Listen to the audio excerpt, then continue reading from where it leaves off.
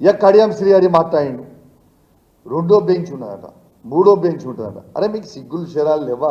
నేను అడుగుతున్న పార్టీలు మారిన వాళ్ళకి లేవా? మీకు సిగ్గు శరము లజ్జ మానం ఇజ్జత్ లేని వాళ్ళ మీరు మొగోళ్ళే కదా, పెద్ద పిగుడుగాలే కదా మీరంతా.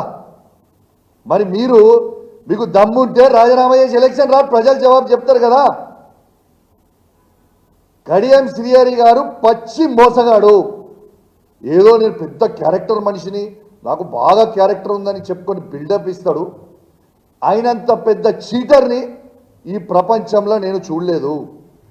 ఎందుకంటే పార్లమెంట్ క్యాండిడేట్గా మేము డిక్లేర్ చేసినప్పుడు పొద్దున వస్తాడు, కేసీఆర్ గారి దగ్గర బ్యాగులు తీసుకొని పోతారు, సాయంత్రం పోతాడు, పోయి కండవ కప్పుకుంటారు కాంగ్రెస్ పార్టీ. ఇదా నీ character? Your a cheater, your a characterless fellow. నీకు క్యారెక్టరే లేదు. ఇంకా నువ్వు ఏదో పెద్ద నీతులు మాట్లాడాల్సిన అవసరం ఏం లేదు. నీ స్టేషన్ పూర్ ఎలక్షన్లలో నువ్వు గెలిచుడు దేవుని గెరగా, కానీ డిపాజిట్ తెచ్చుకో, డిపాజిట్ తెచ్చుకో. నువ్వే మొగను అయితే పో, డిపాజిట్ కూడా రాదు. ఆ పరిస్థితిలో ఉన్నారు ప్రజలందరూ. వేచి చూస్తూ ఉన్నారు. ఈ 10 నియోజకవర్గాలలో ఎలక్షన్లు ఎప్పుడు వస్తాయని వేచి చూస్తూ ఉన్నారు.